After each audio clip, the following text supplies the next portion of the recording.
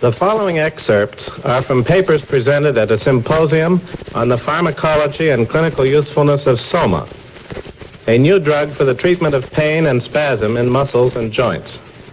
This drug is a totally new chemical entity, not related to steroids or salicylates. Laboratory tests indicated that it had unusually low toxicity, strong muscle relaxant effect, and unusual pain-relieving action. These qualities interested investigators in a number of fields at different research centers. From the 12 clinical reports presented at the symposium, 2 have been selected for presentation here because they deal most directly with problems common in everyday practice. Dr. Arthur D. Wine of Washington, D.C., gave Soma as an adjunct in both postoperative management and routine care to over 150 consecutive unselected patients seen in the private practice of orthopedic surgery.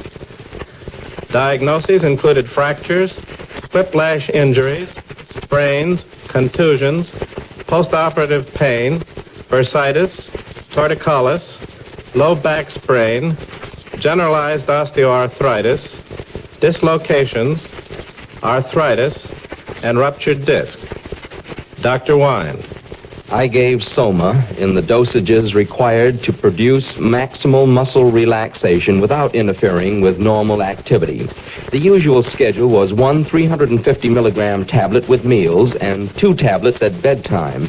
Other agents, such as steroids, narcotics, milder analgesics, and the usual postoperative drugs were given as indicated.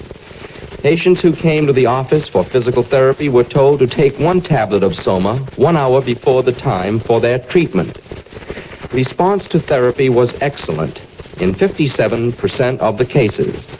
In these patients, maximal relaxation of skeletal muscle without impairment of muscle function was obtained. This was accompanied by faster recovery from traumatic conditions. Good response was noted in 29% of the patients.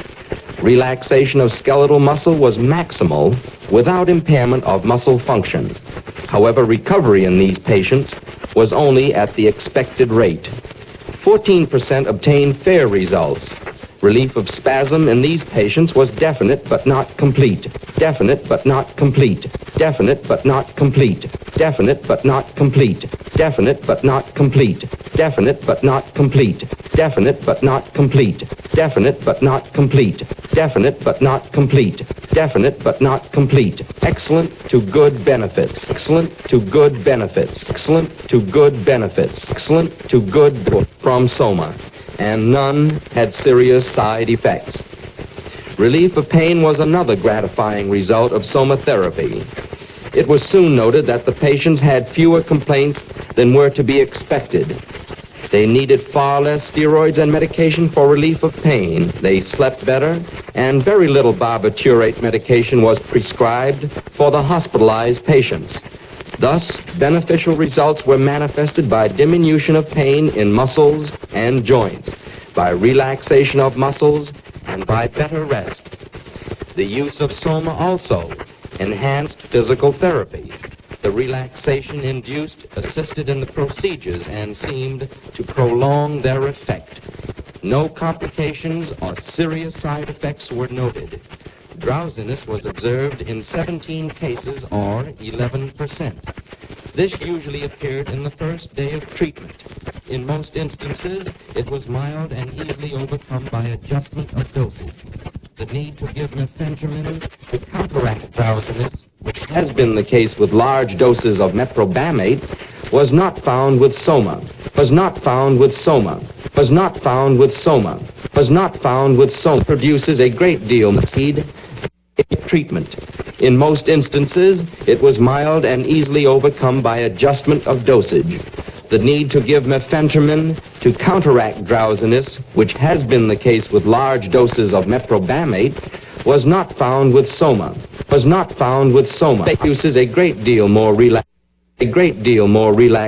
and that Soma produces a great deal more relaxation and much less tranquilization than meprobamate.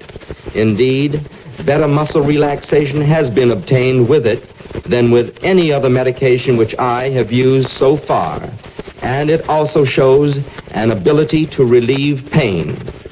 Dr. L. Perry Hyde of Pulaski, Virginia, selected from private practice 56 patients aged from 19 to 84, divided almost evenly as to sex. Diagnoses included myositis, fibrositis, low back syndrome, osteoarthritis, bursitis, post-surgical lumbar vertebral ankylosis, and tension headache. Average dose was 400 milligrams 4 times daily. Dr. Hyde.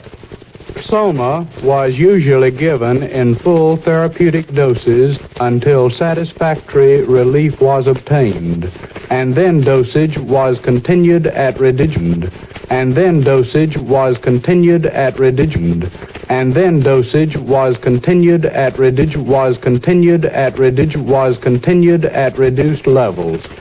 The average patient received 4 tablets daily for 5 days. Some patients were continued on full doses for over 90 days. Many patients received blood counts prior to treatment, and all who were given